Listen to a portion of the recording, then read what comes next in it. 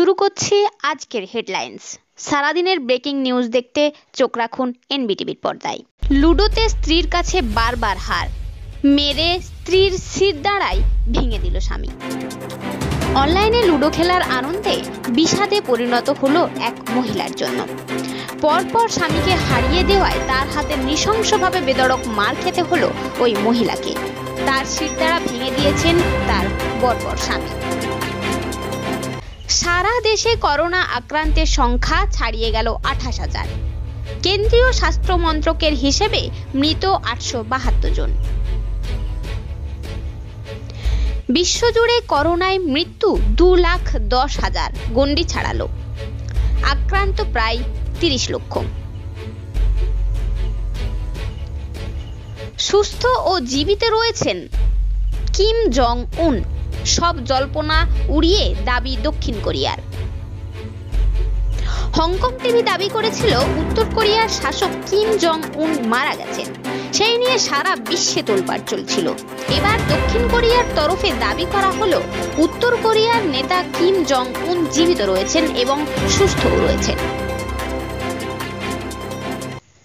সামাজিক দূরত্ব বজায় রাখতে ফ্যানের ব্লেড লাগানো মুকুট পরে চীনে স্কুল ফিরছে শিশুরা। চীনের উহান প্রদেশেই প্রথম করোনা ভাইরাসের সংক্রমণ ছড়িয়েছিল। দীর্ঘদিন দেশের বিভিন্ন প্রান্তে লকডাউন চলার পর এবার ধীরে ধীরে স্বাভাবিক হতে শুরু করেছে জীবনযাপন। চীনের বেশ কিছু জায়গায় বাচ্চাদের স্কুল খোলা হয়েছে, তবে সামাজিক দূরত্ব বজায় রাখার জন্য নেওয়া হয়েছে এই অভিনব উদ্যোগ। 21শে মে পর্যন্ত আংশিক লকডাউনের রাজ্য ভাগ হচ্ছে রেড, অরেঞ্জ ও গ্রিন জোন। রেড জোনে কড়াকড়ি থাকবে, গ্রিন ও অরেঞ্জ জোনে একটু ছাড় দেওয়া হবে। নবান্নের সাংবাদিক বৈঠকে মুখ্যমন্ত্রী মমতা বন্দ্যোপাধ্যায় এদিন বলেন, জোন চিহ্নিত করে ব্যবস্থা নেবে রাজ্য। গ্রামের দিকে কিভাবে কাজকর্ম চালু করা হয় বা যায় খতিয়ে দেখা হচ্ছে। করোনা পরিস্থিতি নিয়ে তদারকিতে এদিন অর্থমন্ত্রী অমিত মিত্রের নেতৃত্বে মন্ত্রীগোষ্ঠী গড়ে দেন মমতা বন্দ্যোপাধ্যায়। সেই গোষ্ঠীতে আছেন পার্থ চট্টোপাধ্যায়, ফিরহাদ হাকিম, চন্দ্রিমা ভট্টাচার্য প্রমুখ।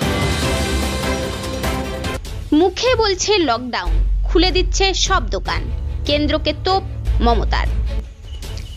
করোনায় জয়ী হলেন ব্রিটিশ প্রধানমন্ত্রী বরিস জনসন। দীর্ঘ টানাপোড়েন পেরিয়ে আজ থেকে কাজে ফিরছেন বরিস।